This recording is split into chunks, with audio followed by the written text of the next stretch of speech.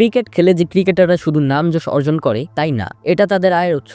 অনেকে মনে করে ক্রিকেট খেলে ক্রিকেটাররা যে টাকা উপার্জন করে তা দিয়ে সারা জীবন বসে খেতে পারবে, কিন্তু এই ধারণাটি ভুল। কারণ বসে খেলে তো রাজার কোষাগারও একদিন খালি হয়ে যায়। হ্যাঁ, তবে অনেক ক্রিকেটারই আছে যারা এখন বসে খেলেও তাদের অর্থ শেষ হবে না। এ তালিকা করলে ভারতীয় ক্রিকেটাররাই বেশি থাকবে। ক্রিকেটাররা আন্তর্জাতিক ক্রিকেটে খেলার সুযোগ পায় মাত্র 38 থেকে 40 বছর বয়স পর্যন্ত। তবে অনেক ক্রিকেটার এর আগেই অবসরের ঘোষণা দিয়ে দেন। আবার অনেক ক্রিকেটার আছে যারা জাতীয় দলে অল্প সময়ের জন্য আসে, অর্থাৎ জাতীয় দলে তাদের অধারাবাহিক পারফরমেন্সের কারণে জাতীয় দল থেকে তাদের বাদ পড়তে হয়। তাই তারা নানা ধরনের ব্যবসার সাথে যুক্ত হন।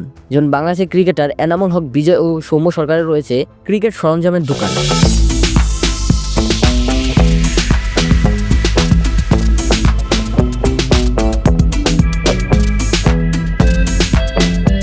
এবং রুবেল হোসেনের রয়েছে বাইকের শোরুম।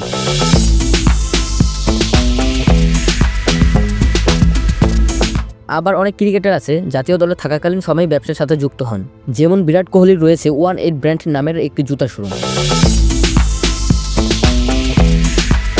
আবার অনেক ক্রিকেটার আছেন যারা অবসরের পর এমন পেশা বেছে নেন যার মাধ্যমে অর্থ উপার্জনের পাশাপাশি ক্রিকেটের উন্নয়ন নিয়েও কাজ করতে পারেন। সুতরাং আজকের এই প্রতিবেদনে আমরা আলোচনা করতে চলেছি ক্রিকেটারদের এরকম কিছু জনপ্রিয় কাজ যার মাধ্যমে তারা অর্থ উপার্জনের পাশাপাশি ক্রিকেটের উন্নয়ন নিয়ে কাজ করতে পারে। তাই পুরো ভিডিওটি না টেনে সম্পূর্ণ দেখার অনুরোধ রইল। আর হ্যাঁ, ভিডিওটি শুরু করার আগে ছোট্ট একটি রিকোয়েস্ট, আপনি যদি আমার চ্যানেলে নতুন হয়ে থাকেন তাহলে অবশ্যই চ্যানেলটিকে সাবস্ক্রাইব করে পাশে থাকা বেল বাটনটি ক্লিক করে দিবেন এবং পুরো ভিডিওটি দেখার পরে আপনার কাছে যদি ভিডিওটি ভালো লাগে তাহলে অবশ্যই ভিডিওতে একটি লাইক দিয়ে দিবেন। চলুন ভিডিওটি শুরু করা যাক। খেলার উন্নয়নের জন্য খেলোয়াড়েরা যে সকল কাজের সাথে যুক্ত হন তার মধ্যে অন্যতম কয়েকটি পেশা তুলে ধরা হলো। খেলার উন্নয়ন নিয়ে খেলোয়াড়রা যে সকল কাজের সাথে যুক্ত হন তার মধ্যে অন্যতম সেরা পেশা হচ্ছে কোচিং। অনেক বড় বড় লিজেন্ডারি ক্রিকেটার আছেন যারা অবসরের পর খেলার সাথে যুক্ত থাকার জন্য কোচিং এর মতো গুরুত্বপূর্ণ পেশায় যুক্ত হন। যেমন ভারতীয় রাহুল দ্রাবিড় ও বাংলাদেশের মধ্যে রয়েছে আশরাফুল। তবে আশরাফুল এখনো সেরকম ভাবে কোচিং এ যুক্ত না হলেও 2025 সালে রংপুর রাইডার্সের হয়ে তাকে কোচিং করাতে দেখা যাবে।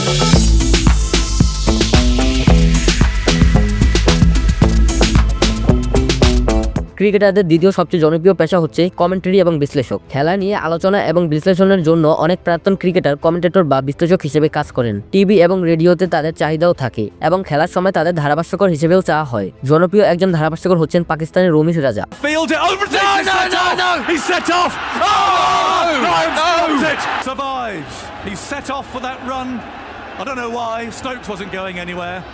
তৃতীয় জনপ্রিয় পেশার নাম হচ্ছে খেলাধুলা সংগঠক ও প্রশাসক। কিছু কিছু প্রাক্তন খেলোয়াড় আছেন যারা বোর্ড প্রশাসন বা ফ্র্যাঞ্চাইজির সঙ্গে কাজ করে এবং খেলার উন্নয়নের জন্য পরিকল্পনা তৈরি করে থাকে। যেমন ভারতের সাবেক অধিনায়ক সৌরভ গাঙ্গুলী অবসরের পর বিসিসিআই সভাপতি হন এবং ভারতীয় ক্রিকেট বোর্ডের প্রশাসনের গুরুত্বপূর্ণ ভূমিকাই পালন করেন।